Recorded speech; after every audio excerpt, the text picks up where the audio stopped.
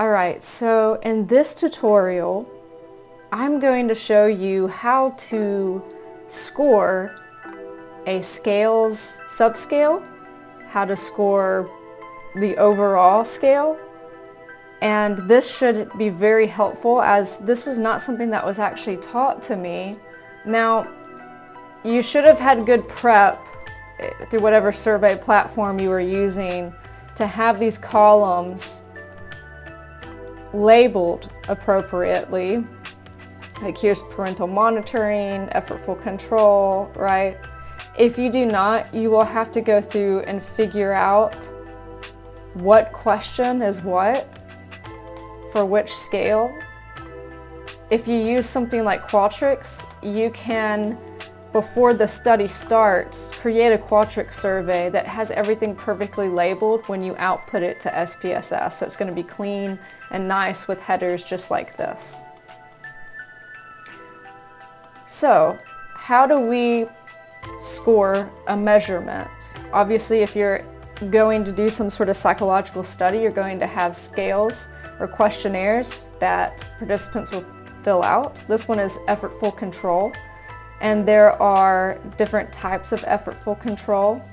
Of course, there's global effortful control, the ability overall to have effortful control, which is the entirety of the scale. That's the mean value of the entire scale. And then there's sort of action or activity related to effortful control, so keeping towards goals. You have inhibitory, which is the ability to stop doing an action. And then you have attentional effortful control. So you may have a specific variable of interest like inhibitory effortful control specifically, right? So how do you score that? If a scale has multiple subscales, how do you figure out what inhibitory effortful control, how do you figure out the mean value for all of the participants?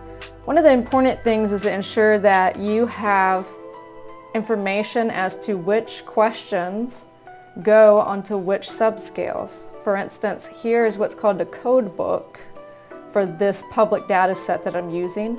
For you, it may just be where you found the particular questionnaire, and it should tell you which questions belong to which subscale. Down here, as you can see, inhibitory effortful control is the mean of the second question, the third question, the fifth question, the 11th question, and the 15th. So you add all of those up and then divide them by the number of questions that are here. But we get the computer to do that for us, obviously. So let's go ahead and do that. We will grade this scale. Now, if you want to do overall effortful control, you're going to do exactly what I'm going to do here, but it's going to be for every single one of the questions. So you're going to go to compute new variable, and they've already done, this data set already computed this, but we can compute it and compare it to make sure that ours is the same. Oops, and I had already done this earlier for a class. So what you're going to do is you need to name the new variable. So we're developing a new variable. Say your dependent variable is inhibitory effortful control. So you're going to name it inhibit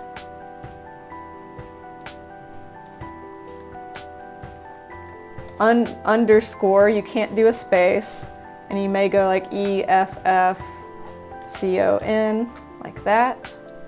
Then it's going to be equals mean, over here, mean, and then you've got a parentheses. I remember the second question on there. You can scroll through. See, now we're at the effortful control scale. The first question is not on there. The second one was on there, though, I remember. It's hard for me not to open Christmas presents when I'm not supposed to. And then you're going to put a comma. Always put a comma. I need to go back and look. So we need to also put in question 3 and question 5. So I'm going to go back here and do question 3, and question, let's see, 5. So we've got 2, 3, and 5. What else do we need? I'm going to go back to my resource here. So we've got 2, 3, 5. Then we need 11 and 15 to figure out how participants scored in inhibitory effortful control. So 11 and 15.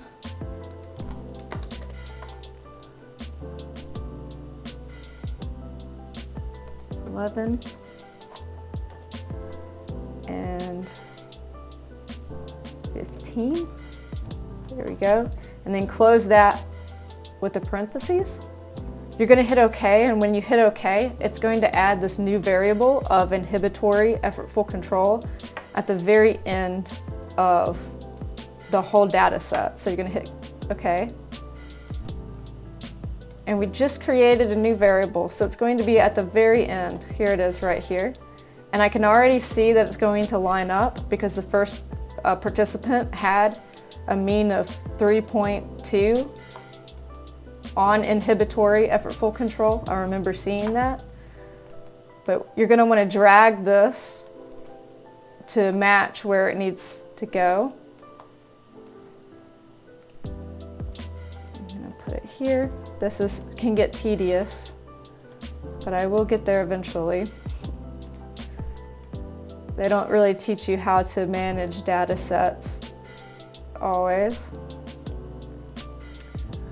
and the sort of little frustrations that can come with it. Okay, so we have, this is the original, and this is the one that we made. So this is the column that we made, and as you can see, it lines up perfectly with the means that the original data set creators have. So that's perfect, that's fantastic. That's exactly what we want to see. So that is how you do it.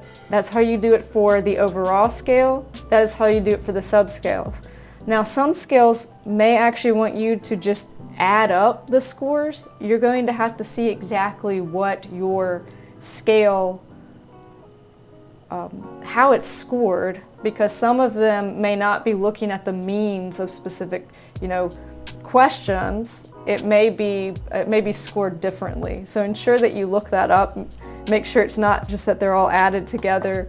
For the most part, it's usually the mean of certain questions. But this is a usable variable. It's there now. So if I wanted to run a t-test real quick, say between males and females, this is extra. So independent samples t-test. We can then say put in, let's find the test variable. There's our created variable, so you're going to enter it in. And then the demographic is gender, child gender. Now the groups are defined as 0 and 1 in this particular data set. Sometimes it's going to be 1 and 2. You can check that by clicking variable view. But I digress, this is kind of getting ahead. We can hit OK and see if there's a difference. Oh, look at that. I was not even expecting that. There is a difference. Let's see. So males and females scored differently. So females scored just ever so slightly higher than males did in inhibitory effortful control. Anyway, that is how you score like subscales and scales in SPSS. Thank you so much for watching.